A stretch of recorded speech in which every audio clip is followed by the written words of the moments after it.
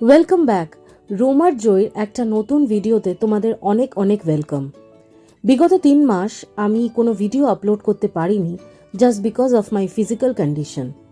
না, এখন আমি অনেকটাই ভালো আছি। তো আজকে শুরু করছি আনএক্সপ্লোরড ডুয়ার্স দিয়ে। ভিডিওগুলো শ্যুট করা হয়েছিল 2023 ফেব্রুয়ারি মাসে। তখন চলছিল ডুয়ার্সের ফরেস্টে ফল সিজন। ডুয়ার্স ছিল একদম অন্য রকমভাবে সাজানো।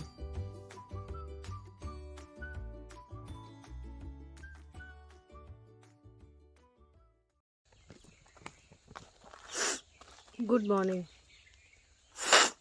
আজকে হচ্ছে ফেব্রুয়ারির 4 তারিখ। এখন বাজে সকাল 8:30। গতকালকে আমি এসেছিলাম ডুয়ার্সে আর উঠেছি গরুমারা নেস্টে। তো কালকে এমনি একটু বিকেলবেলা টুকটাক বেরিয়েছিলাম, বাট আজ থেকে মেন ঘোরাটা স্টার্ট করব। তো এখন সকাল বাজে 8:30। রাখেদুল ভাই আমার যে গাড়ি চালায় এখানে, যাকে আমি এখানে এলে পরেই এখানে যার সাথে আমি ঘুরি, রাখেদুল ভাইও চলে আসবে। তো এখন যাব একটু ডাইনিংয়ের দিকে, গিয়ে ব্রেকফাস্ট করব। আর সত্যি রিসর্টটা এত ভালো, আর রিসর্টের যিনি ওনার বাবলুদা, মানে তুলনা হয় না। আর ওনার যারা স্টাফস রয়েছেন তাদের হসপিটালিটি, বিহেভিয়ার, এই নিয়ে কোনো কথা হবে না। আর ফুড তো কোনো কথাই নেই, অসাধারণ অসাধারণ। তো এখনও রাকিবুল ভাই আসেনি, ওয়েট করছি। তো দেখা যাক, আসুক, তারপরে বেরোচ্ছি।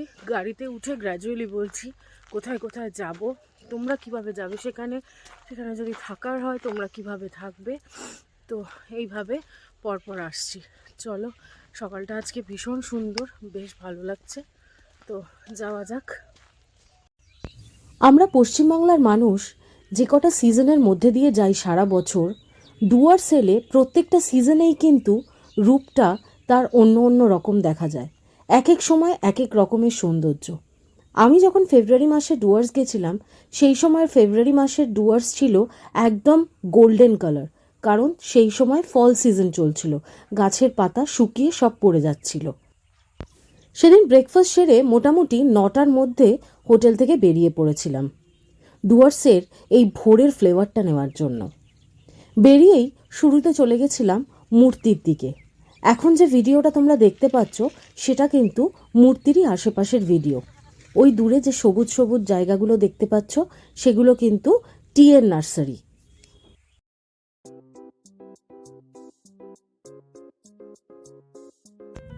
চলে এলাম মূর্তির ভিউ পয়েন্টের কাছে। এই যে আই লাভ মূর্তি।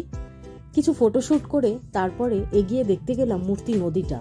না, জল একদমই ছিল না, কারণ বারবারই বলছি ফেব্রুয়ারি মাস, নদীতে কিন্তু একদমই জল নেই। মূর্তি নদীর সেই রকম সৌন্দর্য না পেয়ে সোজা চলে গেলাম চাপড়ামারি ফরেস্টের দিকে। নোটিস করলে তোমরা দেখতে পাবে জঙ্গলটা কিন্তু আর গ্রিন নেই, পুরো গোল্ডেন হয়ে আছে। এটা কিন্তু একটা অন্য রকমের ফরেস্ট ফ্লেভার। আমার কিন্তু বেশ লেগেছিল। এর আগে যতবার ডুয়ার্স গেছি গ্রিনারি পেয়েছি, কিন্তু এই গোল্ডেন ব্যাপারটা এই প্রথমবার অভিজ্ঞতা সঞ্চয় হলো। এইবারে এসে লাকটা খুব খারাপ, মূর্তির ব্রিজটায় কাজ চলছে বলে রাস্তাটা বন্ধ আছে, তাই চাপড়ামারি আসতে গেলে অনেকটা ঘুরে আসতে হলো। তো এখন দাঁড়িয়ে আছি চাপড়ামারির এখানে যে লেভেল ক্রসিংটা রয়েছে সেখানে, তোমাদের একটু দেখাই। এই সেই লেভেল ক্রসিং।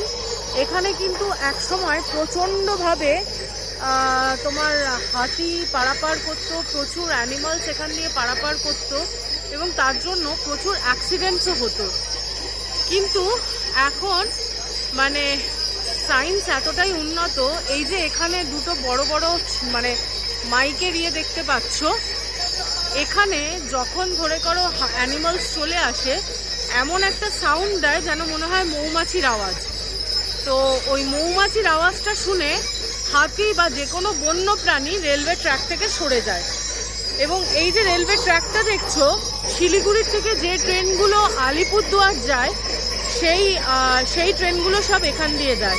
আর কলকাতা থেকে একমাত্র কাঞ্চনকন্যা আলিপুরদুয়ার অবধি যাচ্ছে, সেই ট্রেনটা এইখান দিয়ে যায়। কলকাতা থেকে একমাত্র ট্রেন যেটা কাঞ্চনকন্যা।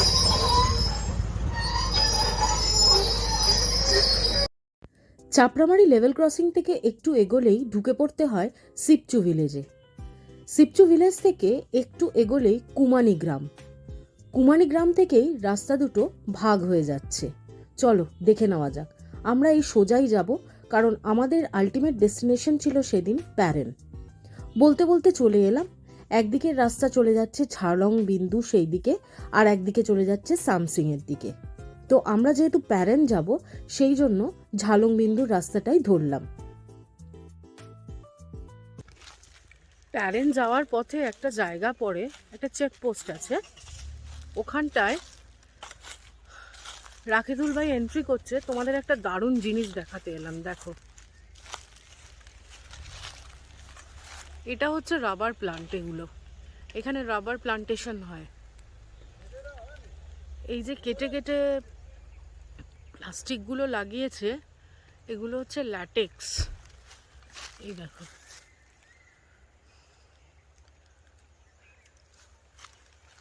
এইগুলো দিয়ে রাবার তৈরি হয়। এখানে আশেপাশে কিন্তু ফ্যাক্টরিও আছে। এখন ফল সিজন বলে সব পাতা কিন্তু পড়ে আছে। ডুয়ার্স এখন খুব রুক্ষ।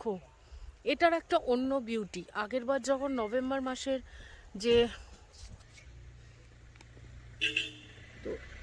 নভেম্বর মাসে যখন এসছিলাম, তখন ছিল খুব গ্রিনারি ডুয়ার্সে। বাট এখন দেখো কীরকম। এখন তো ফল সিজন চলছে, এখনকার ডুয়ার্সের বিউটিটা আবার অন্য রকম।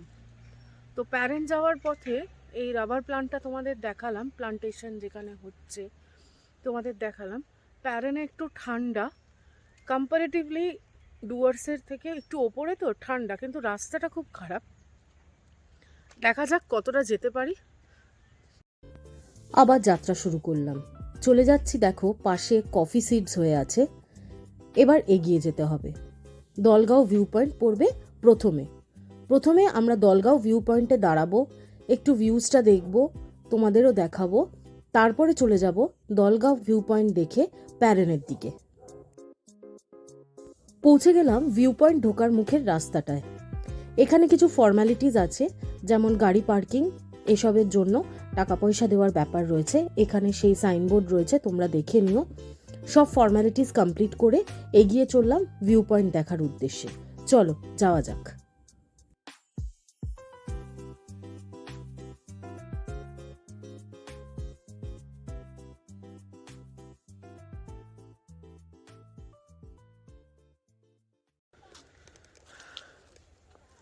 চলে এসেছি দলগাঁও ভিউ পয়েন্টে। অসাধারণ সুন্দর জায়গা। ভেতরে ঢুকি, ভিউ পয়েন্টটা খুব সুন্দর করে সাজিয়েছে চারিদিকটা। ওই দিকে একটা ওয়াচ টাওয়ার আছে, দেখো, যাবো ওই দিকটায়। নিচে জলঢাকা নদীটা বয়ে যাচ্ছে, আর ওপারটা হচ্ছে পুরো ভুটান।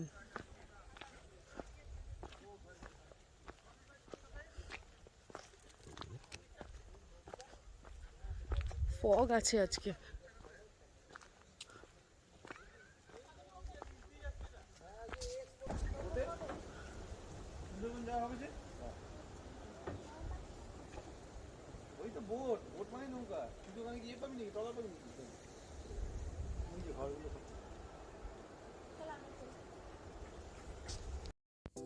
এবারের ট্রিপে মেঘ ছিল সঙ্গী, সেই কারণে ভিউ পয়েন্ট থেকে ওপারের ভুটানের ভিউটা খুব একটা ভালো এলো না।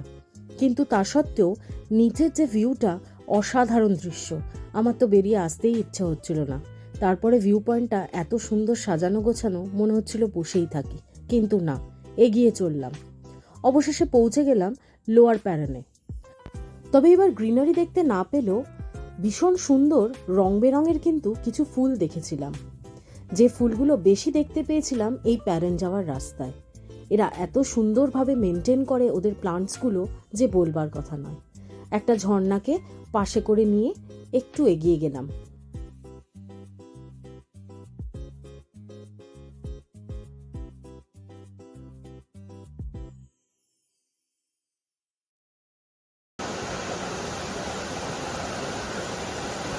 জলঢাকা নদীটা ছিল কিন্তু মারাত্মক খরস্রোতা। তো দাঁড়িয়ে দাঁড়িয়ে মুগ্ধ হয়ে দেখেই যাচ্ছিলাম সেই জলের প্রবাহ। দেখতে দেখতে খিদেও পেয়ে গেল, কারণ তখন বেলা অনেকটাই গড়িয়ে গেছে। সেই সকালবেলা ব্রেকফাস্ট করে বেরিয়েছিলাম। তো নদীর ধারেই একটা রিসর্ট কাম রেস্টুরেন্টে আমরা দুপুরের লাঞ্চটা সেরে নিলাম। লাঞ্চ সেরে আবার এগিয়ে চললাম। প্যারেন তো দেখা হয়ে গেল। নেক্সট ডেস্টিনেশন ছিল টোডে।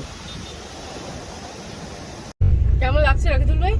একদম খুব ভালো মানে ওয়েদারটা হঠাৎ করে চেঞ্জ হয়ে গেল। এর আগে ছিলাম এত গরমে জ্যাকেট ঠেকেট খুলে ফেলছি, এখন মনে হচ্ছে জ্যাকেট পরতে হবে। আর বিউটিটাও কিন্তু মারাত্মক, বলো। সাইডে পুরো খাই, আর মানে পুরো মানে কুয়াশায় ঢাকা, ঠান্ডা একটা ওয়েদার, মাঝে মাঝে আবার রোদ আসছে। জানি না তোড়েতে গিয়ে আবার কিরকম ওয়েদার পাবো নাকি। তুমি তুমি আগে এসছো তোড়ে? হ্যাঁ ম্যাডাম, আসছিলাম অনেকদিন আগে। আচ্ছা আচ্ছা, চলো দেখা যাক কিরকম ওয়েদারটা পাই। তবে এখন যা সিনিক বিউটিটা, জাস্ট সি, মানে গ্রামটা খুব সুন্দর, বলো। এই যেতে যেতে যা ভিউ, পাহাড়ের তো এটাই একটা ব্যাপার, ওয়েদার এনজয় করো আর ভিউটা এনজয় করো। জাস্ট জলঢাকা নদীর পাশে আর যে হোমস্টে বলে একটা রিসর্ট কাম রেস্টুরেন্ট আছে, ওখানে খাওয়া দাওয়া করলাম আমরা। আমি অ্যাকচুয়ালি ওখানে কিছুজন বসে আর কি মানে একটু অ্যালকোহল নিচ্ছিল বলে আমি ভিডিওটা করিনি। যা হয় সব ব্যাচেলার্স সব এসছে বেড়াতে, তো ওই কারণে আমি ভিডিওটা নিইনি। খাবারটা অসাধারণ ছিল। তো তোমরা এই প্যারেনের পথে এলে এই আর যে হোমস্টেতে একদম জলঢাকা, জাস্ট নদীর ভিউটা দেখবে আর লাঞ্চটা করবে, কি দারুণ ছিল খাবারটা, দারুণ ছিল। Nepali cook, awesome food, tasty, দারুণ ছিল। যেতেও খাওয়া যায়, অ্যাপেল স্টোনেও কেউ খেতে পারে, অ্যাপেল স্টোনেও খেতে পারে। কেউ যদি বিন্দু যায়, বিন্দু যদি যাওয়ার পথে, তোমরা যদি বিন্দু যাও তাহলে অ্যাপেল স্টোনে খাবে। আমি আগে অ্যাপেল স্টোনে খেয়েছি, আজকে ওই জন্য অন্য জায়গায় ট্রাই করলাম আর কি। আর যেতে খেলাম। তোড়ে যাওয়া যাক তাহলে। হ্যাঁ ঠিক আছে। একটা জিনিস দেখো, এই যে ঝাড়ু, আমাদের যে ঘর যে গ্রুম স্টিক গুলো হয়, এই দেখো কালেক্ট করে নিয়ে যাচ্ছে। তোড়ের পর্বটা আবার পরের এপিসোডে দেখা যাবে। ভিডিওটা অলরেডি অনেকটা বড় হয়ে গেছে। আশা করি আমার আনএক্সপ্লোরড ডুয়ার্স সিরিজের প্রথম এপিসোডটা তোমাদের ভালো লেগেছে। তো ভালো লাগলে প্লিজ লাইক, কমেন্ট, শেয়ার করো। আর যারা নতুন আমার চ্যানেলে, প্লিজ চ্যানেলটাকে সাবস্ক্রাইব করো। দেখা হচ্ছে তাহলে পরের এপিসোডে খুব শিগগিরই। ততক্ষণ সবাই সুস্থ থেকো, সাবধানে থেকো, ভালো থেকো।